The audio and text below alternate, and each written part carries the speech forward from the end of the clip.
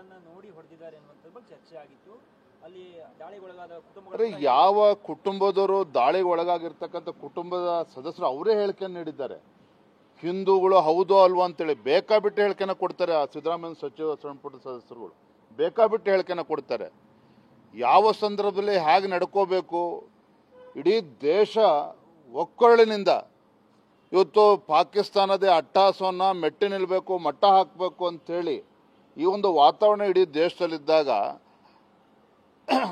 ಅಲ್ಲಿ ಈ ರೀತಿ ಹೇಳಿಕೆಗಳನ್ನು ನೀಡ್ತಕ್ಕಂಥದ್ದು ಸಿದ್ದರಾಮಯ್ಯನವರು, ಅವರ ಸಚಿವ ಸಂಪುಟ ಸದಸ್ಯರು ಈ ರೀತಿ ಹೇಳಿಕೆಯನ್ನು ಕೊಡ್ತಕ್ಕಂಥದ್ದು ನೇರವಾಗಿ ಹೇಳ್ತಾನೆ, ಇದು ದೇಶದ್ರೋಹಿ ಚಟುವಟಿಕೆನೇ. ಇದು ದೇಶದ್ರೋಹಿ ಚಟುವಟಿಕೆ.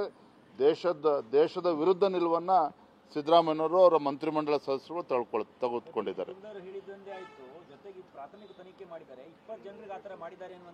ಇವರು ಯಾವ ತನಿಖೆನೂ ಕೂಡ ನಂಬೋದಿಲ್ಲ ರೀ. ಇವರು ಅಯೋಗ್ಯರಿದ್ದಾರೆ ಕಾಂಗ್ರೆಸ್ನವರು.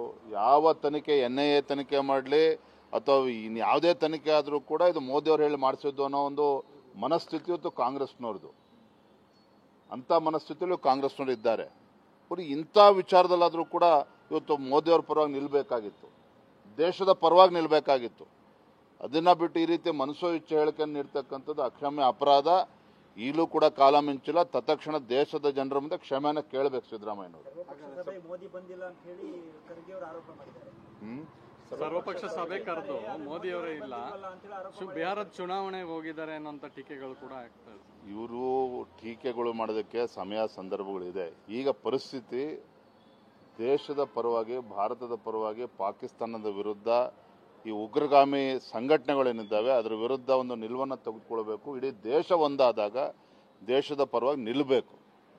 ಧನ್ಯವಾದ.